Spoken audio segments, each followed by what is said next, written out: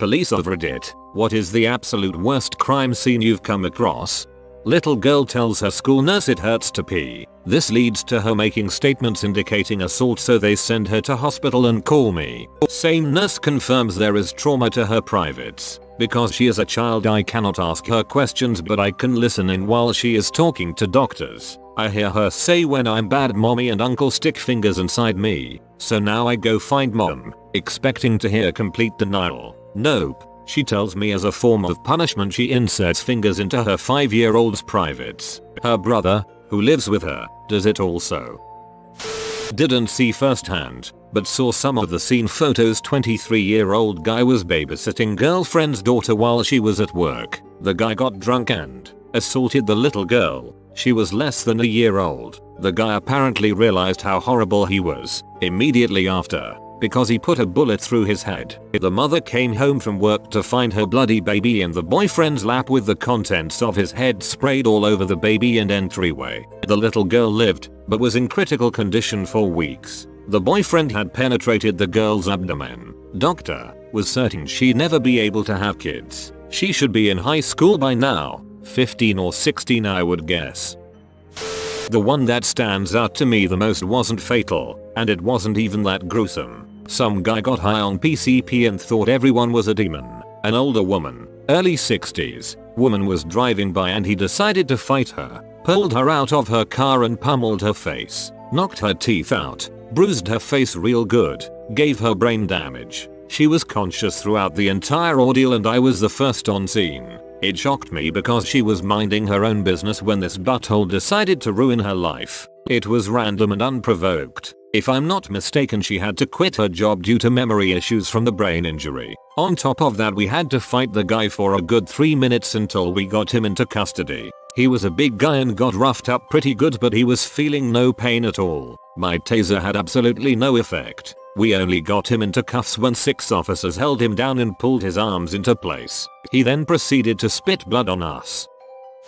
An older co-worker told me this one. A man lived in an apartment with his 3 kids and wife. He goes to work and comes home at night, when one of his kids comes up to him and says, "I saw mommy kissing the neighbor's pee-pee." He slit each of his children's throats while they slept and cut his wife's head off, left it on the kitchen table and smoked a cigarette calmly after calling 911 on himself. Said seeing the kids in their beds covered with open throats covered in blood fricked him up for a long time.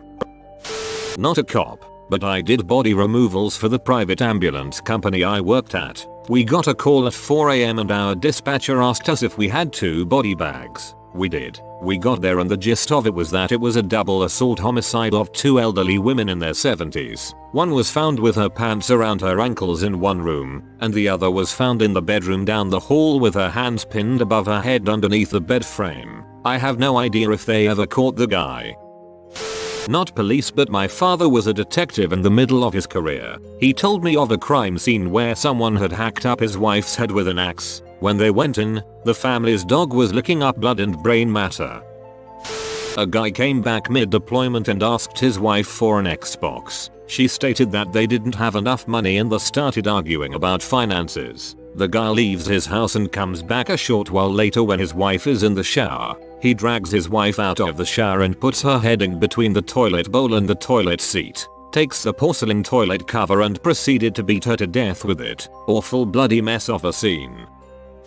I recently went on a ride along and got to hear a number of stories that happened here in Portland. The absolute worst story was regarding a woman who had died in her home. The police arrived, cleared the home, and found the woman laying in her living room. The neighbors hadn't seen her for a while, so they believed she had been there for a number of days. She also had a dog, and when the dog got hungry, it started to eat her face. Her cheeks were gone, skin around her neck and forehead. They started their regular procedures when Mike, the cop I rode along with, thought he heard something and examined her closer. She was breathing. It was faint, but she was absolutely breathing. A stroke, or some sort of brain aneurysm had paralyzed her and taken her speech. She had to lay there and literally have her face eaten off her by a dog she couldn't feed. She died later in the ICU.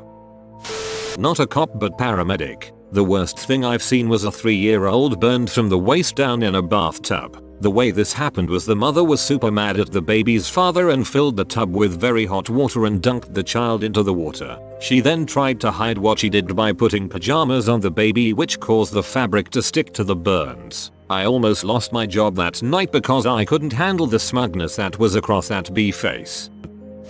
Not a policeman, but I know a former forensic scientist. She described a case one time where a father of two didn't receive custody of his kids after a divorce. He flipped out and kidnapped his kids. A homeless man handed in 2 plastic bags into a police station a few days later of body parts that had been cut up. She had to reassemble the kids' bodies so they could be identified.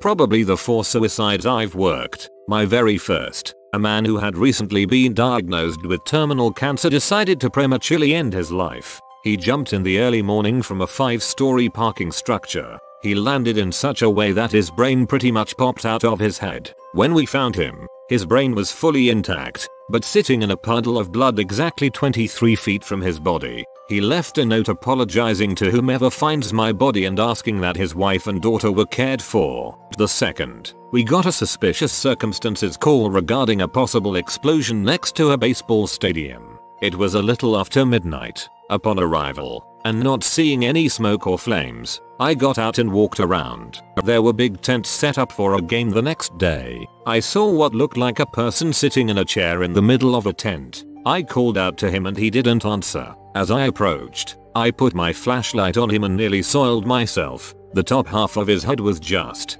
gone. I walked under the tent and noticed a shotgun sitting next to him. As I was calling it in, I felt something like rain hit the top of my head. I shined my flashlight up, and the inside of the top of the tent was absolutely coated with blood and brain matter. He did not leave a note. I still have nightmares about that one. The third, we got a report of a single gunshot in a field next to a church. I had a trainee at the time. It's about 2 o'clock. We drive next to the field and pretty quickly spotlight a body laying next to a lone tree. Pretty much the same thing as the last one. Top half of the head missing. Single shot 12 gauge sitting next to the body. He had sat down, leaned against the tree, and put the shotgun in his mouth. Brains and various red goo all in the branches of the tree. No note. And the most recent one, an RA at a dormitory had reported a bad smell to a maintenance worker. The maintenance worker keyed into a room on the first floor after knocking and getting no answer. He said when he opened the door, he recognized the smell and immediately called us. A paraplegic student had committed suicide by overdosing on prescription medication. We found him in his wheelchair with his head in the sink. Apparently he was vomiting into the sink, and the sink had clogged up. His head was partially submerged in vomit, and, as the AC was off, he was very ripe. I couldn't seem to get that smell out of my uniform no matter how many times I washed it. He didn't leave a note, but we found out later he sent a text message to a girl he was fond of. She ignored it, thinking he was just being dramatic. The mental health care system in my state is severely broken, overburdened, and rife with bureaucracy. Not my story but a friend's. He receives a call and responds about a single vehicle crash with only 1 survivor and 2 victims. Here's what happened. 3 high school students and childhood friends were driving to a gun range firing area. The one in the back had a shotgun in his hands. They go over a pothole. The shotgun fires and instantly kills the driver. The driver's dead weight hits the gas and they slam into a tree. The passenger, wearing no seatbelt, is ejected through the windshield and impacts a tree, breaking his neck and crushing his skull. They were 2 weeks from graduating high school. The surviving friend now attends therapy, medicated, and has attempted suicide at least once. My mom works in the mental health field and treats people with severe conditions. She began treating a police officer who is severely traumatized from a crime scene he was called to. Here's what happened. He receives a call from a woman crying hysterically. He responds to the home and walks in. The woman's husband is standing over her dead son, the man's stepson,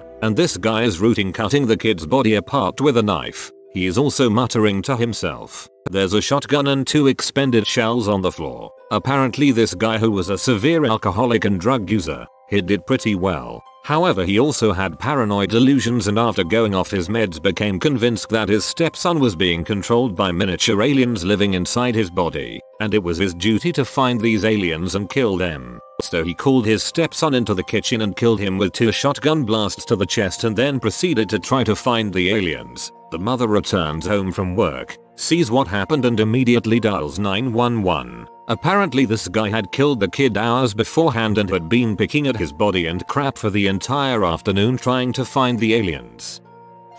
I mean, where do you start? What do you mean by worst? The saddest scene was a fire where a number of children had died. There is nothing as sad and disturbing as seeing a lifeless child. The most grotesque scene was an obese man who died on the toilet and fell forward onto the lino floor. He lay there for 3 days. We had to peel him off the floor and what used to be his face and chest was now a large amount of maggots and goop. The scene that made me most angry was the home where the big fat husband had thrown his tiny wife around the place and put her head through the plasterboard of a wall. The sight of her cowering and him standing there laughing made my blood boil. Fortunately he violently resisted arrest. He didn't think he could be arrested in his own home. The most frustrating scene was the assault victim who was too afraid to name her attackers because they were connected to the IRA. That feeling when you can do nothing to bring such a heinous man to justice. My father was a cop for 25 years. He's seen some crap in his time. Here's what he thinks was his worst accident scene. A 7.5-ton goods vehicle lost control on a motorway, crossed all 3 lanes, went through the central reservation, hitting several vehicles on the opposite carriageway. One of these vehicles was a Mercedes Sprinter van. The impact flattened the Mercedes from the driver's side across the vehicle's back. The passenger walked away with a minor head injury. The driver's body had been stretched to approximately 9 feet long due to the impact force. The occupants of the 7.5-tonner were both dead, the impact being on front driver's side corner diagonally across the cab. The driver was decapitated from his chin up. The passenger was decapitated from the middle of her nose up. Extracting the remains was an interesting experience. 4 uncles abusing 2 minor females. None of the uncles knew the other 3 were doing it. Of course, now that the young girls are in their 30s and have denounced the actions of their uncles, they've been banished from the family for telling the family secret. We recovered an avalanche victim and found a GoPro on his helmet. GoPros were still a novelty at the time so we weren't quite sure what we'd find. I watched it and sure enough it caught the whole thing. The worst part was moments after we was buried, he realized what was going on and began screaming. I had to listen to the whole thing, in case he screamed out any messages for the family or anything. The screams were muffled inside the waterproof case, but still horrifying. Danish cop here. Some years ago a coked up driver hit a woman in central Copenhagen. She was hit with about 120 km/h while crossing the street with her boyfriend in hand. Her body flew about 100 meters down the street. When the first patrol car arrived at the place of impact, the boyfriend was sitting beside the body and caressing her head. They had to be 3 officers to pull him away from the woman. The driver was a well-known man that had done something close to this before. 2 underage Danish girls was in the backseat of the car he hit her with. I ended up in a fight with one of them cause she wouldn't stop phoning different people while we still were chasing the driver in the area around the car. I have one, but not a crime scene. It was a sudden death. In a flat the occupants in the downstairs flat complained of a leaking drain from upstairs. Turned out the person upstairs had died, rolled out of bed, and was decomposing on the floor. The leak was the various body fluids from the deceased. It wasn't all I ever saw, but certainly the worst. My career was effectively ended by a lady that got hit by a car. It basically ripped her whole face off, except her eyes, basically from the nose down. You could see her vocal cords. She was convulsing on the ground, and a crowd of people were standing around her. I was first there, and she was still alive. There was absolutely nothing I could do for her at that point. It was obvious she was bleeding out. I got down on the pavement, cradled her in my arms and told her she would be okay. While I tried to stop some of the bleeding, I knew I was lying, but I wanted her to not feel alone and scared when she died. She passed in my arms. As the medics showed up, they worked on her for a bit, but they called it before the chopper landed. 2 weeks later I quit. I've had severe PTSD since then. Private security here. Was patrolling the exterior of my building when I smelled it. Once you smell death, You never forget it. What's worse, it was coming from the trash compactor. We have a couple nice restaurants who toss their garbage into the compactor, and a lot of homeless nearby. One of them saw the cooks tossing the garbage the night before, and climbed in to grab it. However, the compactor is one of those that will activate when the door closes. Either he didn't know that, or the wind got the door. Not a cop. EMT. Had a call for pedestrian hit by car on rural road. We haul ass over there and find a 12-year-old female in the road with her dad standing over her. She was riding her bicycle in her driveway with her whole family out in the lawn, rode into the road and was immediately hit by an older man driving a large old Cadillac. The car was driving at 55-60 miles per hour and because of the bicycle this girl hits the windshield, but her head hits the passenger side column. The girl doesn't die on impact and is instead bleeding out through the large piece of her skull that has been half caved in. The girl can't talk but she's blinking and making sounds. Her dad, who had been drinking for the better part of the day, sees the whole thing. He immediately runs out into the road and starts doing the only thing he's ever seen from TV, CPR. Thanks to his woefully drunk version of CPR, he not only crushes her ribs and lungs, but effectively helps her bleed out faster. To make things worse, I have a brand new paramedic with me,